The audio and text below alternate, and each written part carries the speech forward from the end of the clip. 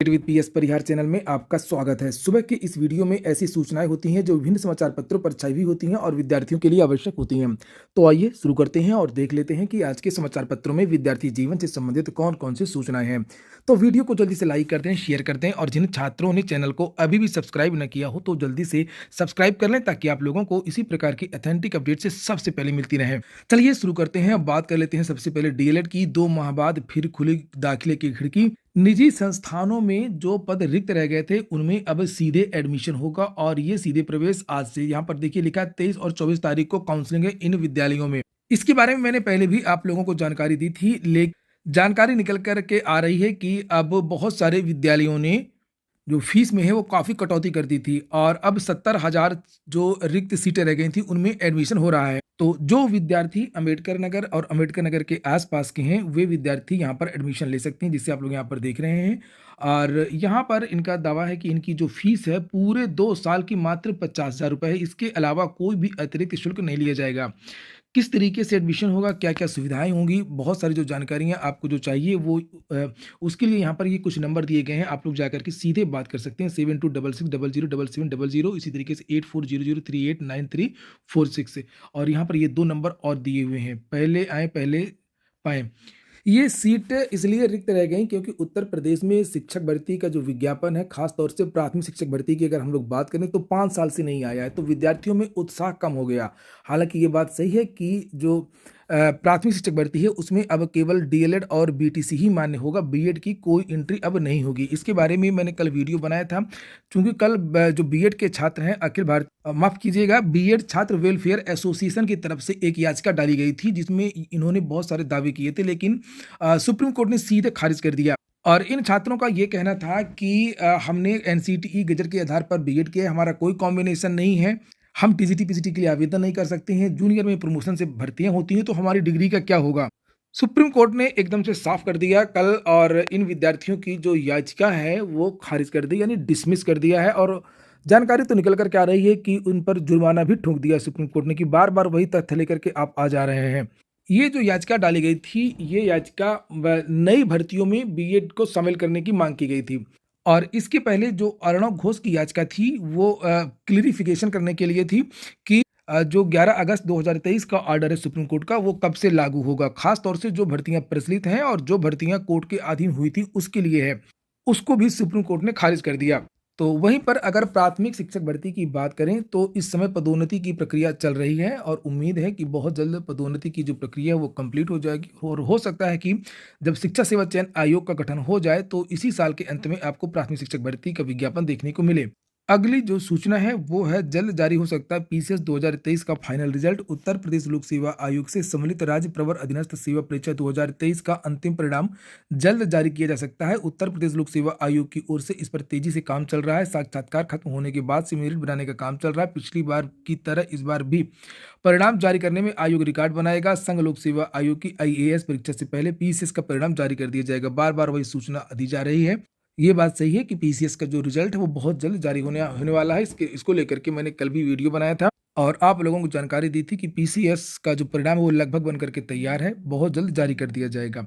अगली सूचना भी यूपीपीएससी की है। फरवरी में होम्योपैथिक विभाग को मिलेंगे 42 नए प्रवक्ता। यूपीएससी अगले माह जारी करेगा कई सीधी भर्तियों के चयन परिणाम और ये ज़्यादातर जो भर्तियां हैं वो सीधी भर्तियां हैं और स्पेशल भर्ती हैं जिन्हें आप लोग यहाँ पर देख सकते हैं। जैसे आयुष होम्योपैथी विभाग में प्रवक्ता फार्मेसी के 10 पदों के लिए इंटरव्यू फरवरी के पहले सप्ताह में होंगे। आयोग के सूत्रों का कहना है कि सीधी भर्ती के इन सभी 53 पदों का चयन परिणाम फरवरी में ही जारी किए जाने की तैयारी है। साथ में एक और जानकारी दी गई है कि इनके अलावा भी आने वाले महीनों में बड़ी संख्या में सीधी भर्तियां होने वाली हैं जिनके लिए इंटरव्यू के कार्यक्रम जल्द ही जारी किए जाएंगे। ऐसा लगता है कि ये जो सूचना है ये लोक सेवा आयोग के द्वारा ही निकाली गई है। इस तरीके की सूचना लोक सेवा आयोग से निकलवाई जा रही हैं आजकल, जबकि लोक सेवा आयोग खुद कटघरे में है, जिसमें जो परीक्षा कैलेंडर लोक सेवा आयोग ने जारी किया था उसमें 2024 की मात्र एक भर्ती का विज्ञापन था पीसीएस का। इसके अलावा पूरा जो कैलेंडर था वो आरक्षित था, तारीखें आरक्षित कर दी गई थी पिछली बार की तरीके से और उसमें नई भर्तियां गायब थी। चाहे हम बात करें एलटी की, चाहे बात करें जीआईसी प्रवक्ता की, चाहे बात करें जीडीसी वैकेंसी की, चाहे पीसीएसजे की बात करें, चाहे एपीओ वैकेंसी की बात करें या अन्य भर्तियों की बात करें, खंड शिक्षा अधिकारी इत्यादि की। अगली सूचना दिल्ली की है। दिल्ली से इस समय काफ़ी विज्ञापन निकल रहे हैं अलग-अलग तरीके के। जैसे मैंने कुछ दिन पहले आपको जानकारी दी थी कि टीजीटी और पीजीटी वैकेंसी का विज्ञापन निकला था। और काफ़ी पद थे, टीजीटी में लगभग 5000 पद हैं और lower division clerk, junior assistant, अन्य पदों पर भी भर्ती का जो विज्ञापन है वो निकला हुआ है। 2354 पद हैं और आवेदन की जो लास्ट डेट है वो 7 फरवरी है। इसमें कई प्रकार के पद हैं, इसलिए इनकी अलग-अलग योग्यता भी है, इसलिए आप लोग जाकर के विस्तृत नोटिफ़िकेशन देख लें। और यहाँ पर नीचे लिखा हुआ है वेबसाइट DSSBonline.nic.in, तो यहाँ पर जाकर के आप लोग आवेदन कर सकते हैं और विस्तृत नोटिफ़िकेशन भी देख सकते हैं।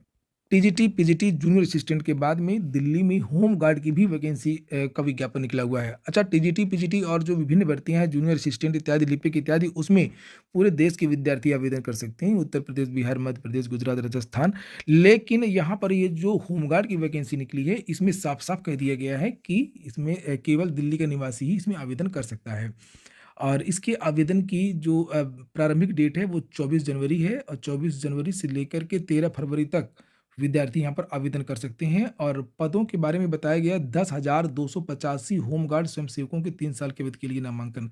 तो पदों की संख्या बताई गई है 10,285 और रिजर्वेशन इत्यादि के बारे में जानकारी दी गई है। एज वगैरह आप लोग यहाँ पर देख सकते हैं 20 से 45। दौड़ वगैरह किस तरीके से होगी उसके बारे में जानकारी दी गई, कितनी दौड़ लगानी है, कितने समय में। और इसकी जो वेबसाइट है वो यहाँ पर ये है डीजी, ये देखिए लिखा DGHG और नीचे एनरोलमेंट DGHG enrollment.in, इस वेबसाइट पर आप जाएंगे तो आप लोग आवेदन कर सकेंगे।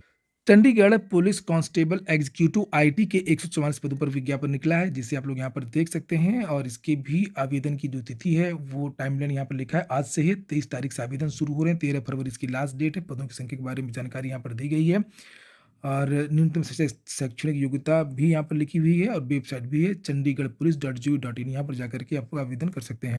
अगली सूचना इग्नू की है। इग्नू से ओडीएल व ऑनलाइन डिग्री प्रोग्राम में पढ़ाई का मौका। जनवरी सत्र में यूजी, पीजी व अन्य प्रोग्राम में दाखिले के लिए 31 तक करें आवेदन। जो विद्यार्थी नौकरी कर रहे हैं या जो विद्यार्थी रोज क्लास नहीं ले सकते हैं, वे विद्यार्थी यहाँ से विभिन्न कोर्स में एडमिशन ले सकते हैं। जैसे यहाँ लिखा, Indira Gandhi national open university ने शैक्षणिक सत्र 2024-25 के तहत जनवरी सत्र में दाखिले की घोषणा कर दी है। छात्रों को ऑनलाइन और डिस्टेंस लर्निंग मोड माध्यम से स्नातक, स्नातकोत्तर, डिप्लोमा, सर्टिफिकेट कोर्स में पढ़ाई का मौका मिलेगा। खास बात यह है कि जनवरी सत्र से छात्रों को पारंपरिक 3 वर्षीय स्नातक डिग्री प्रोग्राम के साथ साथ 4 वर्षीय बीएड की पढ़ाई का मौका भी मिल रहा है। तो इसमें बताया गया किस तरीके से आप लोग एडमिशन ले सकते हैं। वेबसाइट का नाम लिखा हुआ है, यहाँ पर जाकर के लॉगिन करना होगा, रजिस्ट्रेशन करना होगा, आईडी बनाने के बाद में ऑनलाइन आवेदन पत्र भर सकते हैं। 4 वर्षीय नए यूजी प्रोग्राम भी शुरू हो गए हैं। 17 प्रोग्राम है स्नातक के और उनके नाम यहाँ पर लिखे हुए हैं। सर्दी अभी बनी रहेगी और उसके बारे में भी सूचना है। तो ठीक है दोस्तों, ये हो गया आज का वीडियो आपको अच्छा लगा हो, आपके काम का हो तो लाइक अवश्य कर दें। जिन छात्रों ने चैनल को सब्सक्राइब ना किया हो, सब्सक्राइब कर लें। पूरा वीडियो सुनने के लिए बहुत बहुत धन्यवाद।